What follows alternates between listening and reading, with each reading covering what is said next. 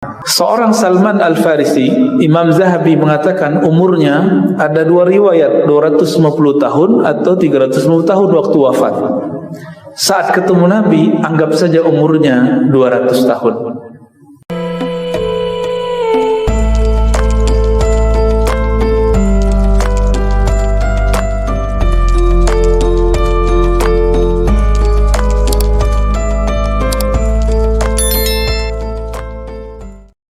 Di dalam Al-Quran, orang yang mencari hidayah itu disebut dengan ihtada atau yahtadi. Ifta'ala, yafta'ilu, begitu wazannya. Kalau diterjemahkan lebih kurang berarti orang yang memburu hidayah. Jadi hidayah itu diburu, dicari. Orang berguru ke yang hidup pun itu bisa terkeliru. Saya sebut keliru, bukan salah. Salah itu bahasa dia, ya. Kita sebut keliru. Kenapa? Orang keliru bisa kembali. Orang keliru bisa dimaafkan oleh Allah Subhanahu wa ta'ala. Seorang Salman Al-Farisi, Imam Zahabi mengatakan umurnya ada dua riwayat, 250 tahun atau 350 tahun waktu wafat. Saat ketemu Nabi, anggap saja umurnya 200 tahun. Perjalanan mencari hidayahnya panjang. Awalnya dia adalah anak kiainya Majusi. Majusi ini penyembah api, ya'budu naran. Kemudian dia melakukan safar, piknik. Maka piknik ini wajib untuk pencari hidayah. Piknik berguru. Walaupun kita nggak suka nih, masih ustaz, dengerin aja dulu, ya. Wah, ini beda manhaj sama saya nih, dengerin aja dulu. Kadang-kadang Allah bagi hidayah di banyak mulut orang. Dititipkan sini, dititipkan di situ, siapa tahu. Salman Al-Farisi kemudian melakukan safar ke satu wilayah yang bernama Syam. Syam itu dulu disebut Romawi Timur. Salah satu wilayah Romawi Timur. Syam itu yang sekarang jadi Suriah. Sampai di sana dia melihat ada sinagog Yahudi. Orang-orang Bani Israel di sana beribadah. Maka dia masuk, dia penasaran, ingin mencari kebenaran, mencari hidayah. Karena dia penasaran, masa api disembah. Maka dia cari ke sana. Ketemulah seorang rahib. Rahib itu kemudian mengajaknya berbicara, berdialog, dan dia tertarik. Riwayatnya sangat banyak, kita pendek. Akhirnya dia menjadi murid sang rahib. Gak balik-balik lagi ke Persia. Sudah lama berguru, sudah hampir hafal apa isi Bible, kitab Taurat.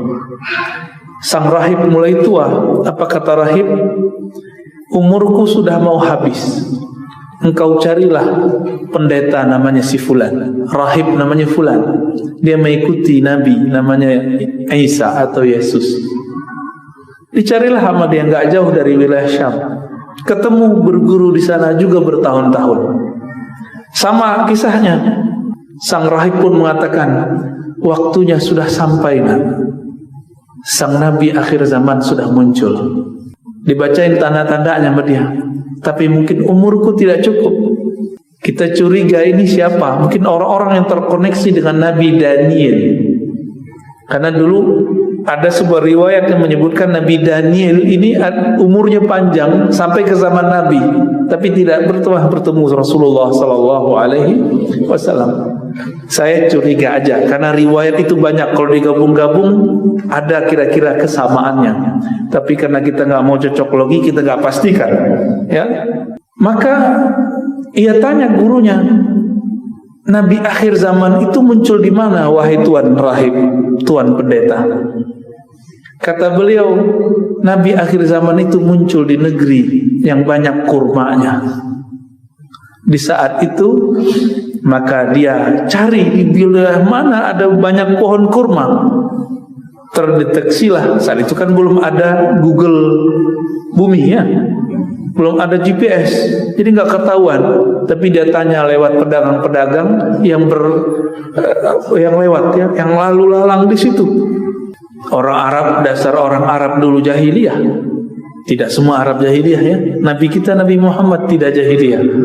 Tapi kebanyakan mereka yang dagang itu jahil. Dia bertanyalah kepada salah satu pedagang Arab, "Wahai orang Arab, benarkah di kampung kalian begini-begini disebutkan kira-kira yang mirip dengan apa yang dalam kitab Taurat dan Injil?" Versi Salman. Saya nggak tahu di Bible sekarang begitu atau tidak ya. Yang penting namanya Taurat dan Injil versi Salman Al-Farisi. Kalau beda ya urusan mereka. Kita kan nggak ada urusan dengan kitab yang mereka tulis. Kita percaya Taurat dan Injil kitabullah. Adapun salinan mereka urusan mereka sendiri. Akhirnya orang Arab, "Oh ya, itu tempat saya nanti antar kalian." Akhirnya dia bayarlah dan dia titip uang. Di tengah jalan orang Arab ini akalnya bulus. Dia bilang, "Woi orang Madinah, ini saya punya budak, harganya murah, orang Persia, mau nggak?" Duit udah dipegang. Karena dia orang Persia, ngomong bahasa Arab kampung nggak semua dia bisa. Adalah orang yang membeli. Dibelilah Salman Al-Farisi. Dia nggak sadar kalau dia dijadikan budak. Ta'bidul hur namanya, memperbudak orang yang merdeka. Ini lebih dari salah ini ya. Beliau mencari hidayah malah diperbudak. Tapi itulah jalan Salman Al-Farisi. Akhirnya dia dibawa oleh Arab Madinah, agak sedikit lebih lembut daripada Arab Mekah. Arab Mekah tadi balik ke Mekah, duit dari bawah, orang yang dia bawa tadi dijadiin budak, dijual, pulang-pulang jadi tajir, jadi kaya. Sampai di Madinah jadi budak, bekerjalah dia. Untung tuannya memberikan dia waktu sejenak untuk bisa mencari-cari jalan. Setiap kali ada kabar orang datang dari Makkah, maka dia katakan, "Izinkan saya sebentar melihat kabar." Maka dia lihat, oh ternyata bukan Nabi Muhammad. Ada lagi yang datang, dilihat bukan Nabi Muhammad, sahabat Nabi. Kan semua sahabat Nabi disuruh duluan hijrah. Mulai dari bulan Muharram, Safar, baru Nabi di Rabiul Awal. Jadi Nabi Muhammad SAW tidak mau selamat sendiri. Beliau selamatkan dulu sahabatnya, baru beliau kemudian menyelamatkan diri. Datang rombongan pertama, mulai dari bulan Muharram dia sudah lihat banyak yang datang yang hijrah. Oh bukan, oh bukan, oh bukan, terus sampai kepada yang terakhir. Ketika dengar ada Nabi Muhammad dan Abu Bakar, maka dia pulang bekerja, dia bawa roti.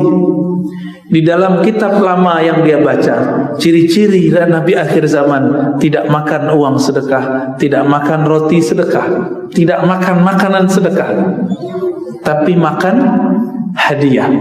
Maka hari pertama dia datang sowan bahasa kita, "Wahai Muhammad, ini sedekah buat engkau."